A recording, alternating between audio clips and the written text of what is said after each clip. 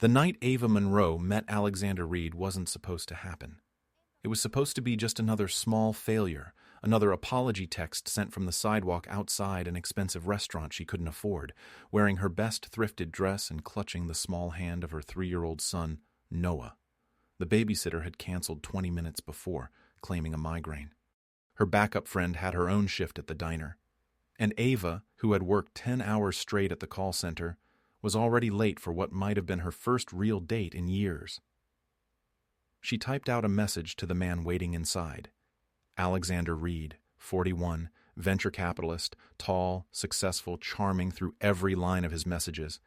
And she wrote, "I'm so sorry, I have to cancel. My babysitter canceled last minute."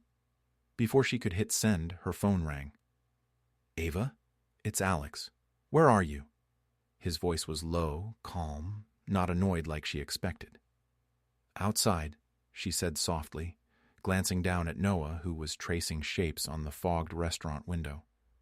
"But I should go home. I can't leave him alone." "Then don't," Alex said simply. "Bring him in." "What?" "No, it's not appropriate. This was supposed to be dinner," he finished for her. "You still need to eat. So does he.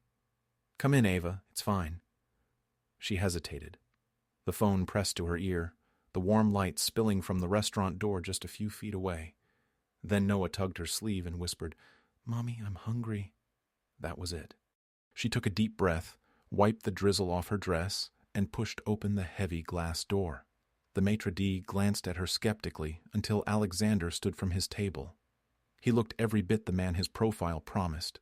Navy suit, posture confident but relaxed. The kind of face that looked like it belonged on magazine covers. But when he smiled, it wasn't polished. It was warm. He crouched to Noah's height immediately and said, "Hey there, buddy, I'm Alex. You must be Noah." Noah stared for a second before grinning. "I like dinosaurs." "That's awesome," Alex said seriously.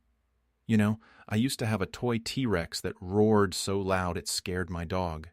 Noah giggled, hiding behind his mom's leg. Ava's chest loosened a bit.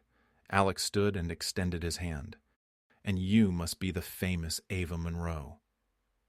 "I think you've got the wrong word," she said awkwardly, shaking his hand. "More like the exhausted one." "Exhausted is just another word for unstoppable," Alex said. He motioned to the table. "Come on. I already asked them to bring a high chair. And maybe a dinosaur-free menu." As they sat, Ava felt every pair of eyes in the restaurant on her. Her worn flats, her frayed bag, her son coloring on the kids' menu. But Alex's calm energy filled the space between them. He asked Noah what his favorite animal was, asked if he liked spaghetti, told him about how business meetings were just adults trying to agree on who gets the last cookie.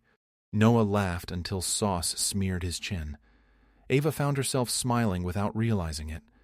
When Noah got sleepy halfway through dessert, Alex called the waiter and quietly asked for a small blanket from the coat check. He tucked it around the boy like he'd done it 100 times. "You don't have to do all this," Ava murmured. "I know I ruined your evening." "You didn't ruin it," Alex said. "You reminded me what a real evening feels like." His tone made her heart skip. Then he leaned back, studying her. "Can I tell you something not on my profile?" She nodded. "I have a son," he said quietly. "Had. His name was Ethan. He passed when he was 4. The words hit like a slow wave. "Oh my God, Alex, I'm so sorry." "Don't be. It's been years. But when I saw you out there with Noah, something about it. It reminded me of the good days, the sound of small laughter, the way kids see everything as an adventure." His eyes softened. "I miss that more than anything." Ava's throat tightened. "I can't imagine that kind of loss." "You don't want to," he said gently. "But you learn. You learn to keep breathing, to find something worth smiling for again." They sat in silence for a moment, the hum of soft piano around them. Then Noah stirred in his chair and whispered, half asleep, "Mommy, he's nice." Ava smiled weakly. "Yeah, baby, he is." They exchanged numbers after dinner. Alex didn't push. He simply said, I'd like to see you again, both of you. And he did.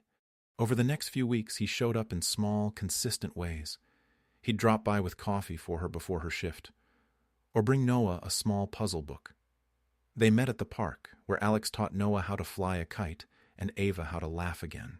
He never acted like a savior, never made her feel small. He treated her like an equal, like someone worth standing beside. One evening, as they sat watching Noah chase bubbles, Ava said quietly, "You could date anyone.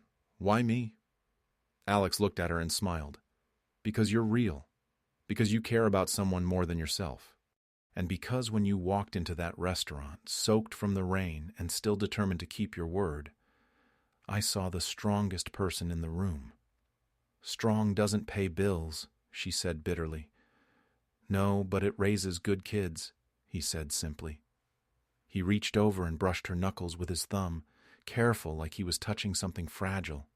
"Let me take you and Noah somewhere this weekend. No strings, just a day out." She hesitated, then nodded. They went to the aquarium. Noah pressed his hands against every tank, squealing at the sharks. Ava laughed more than she had in years, and when she looked over and saw Alex watching them, not with pity but admiration, her heart did something she hadn't allowed in a long time. It hoped. Months passed. Their weekends became a quiet routine. Sometimes it was movie nights, sometimes pancakes on Sunday. Ava started noticing small changes in Alex, too. He stopped checking his phone during meals. He canceled 2 big meetings to take Noah to a school fair. He began talking about his late son, not with guilt, but gratitude. "You and Noah helped me remember how to live," he told her one night, as they sat on her couch after putting Noah to bed.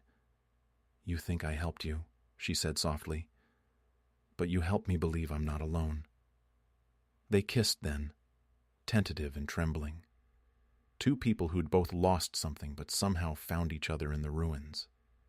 By spring, they were inseparable. Alex didn't just step into Ava's world. He built a bridge between theirs. He paid off the debt on her old car quietly, saying only, "Consider it a safety investment." When she protested, he said, "Ava, you've built everything from nothing. Let me add a brick." But it wasn't the money.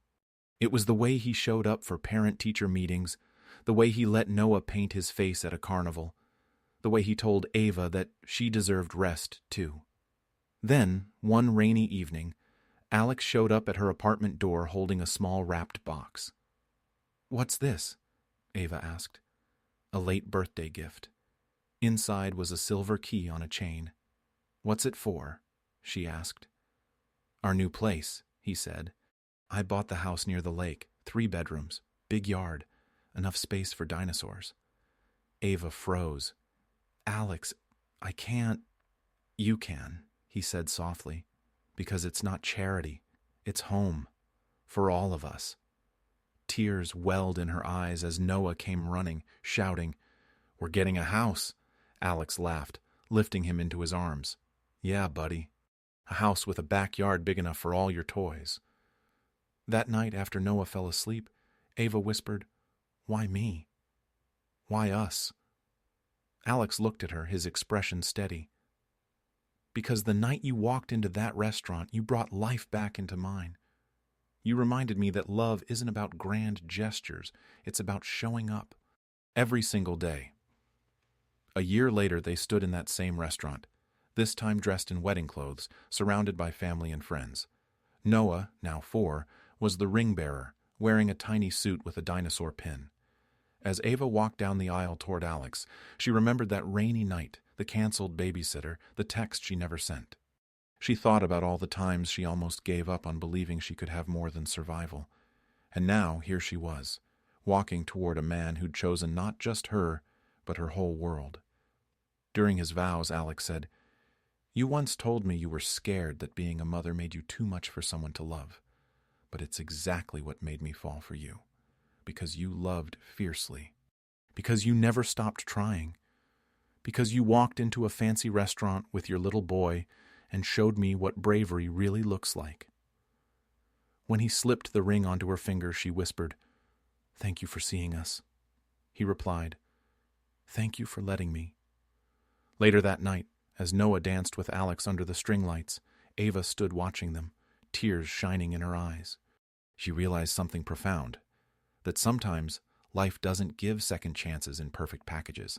Sometimes it gives them in the form of a patient man, a kind gesture, and a little boy wearing a Batman shirt. That one canceled babysitter had led her to everything she never knew she needed: love, family, and peace. And if anyone ever asked how it happened, Ava would smile and say, "Because someone told me to come in instead of walking away."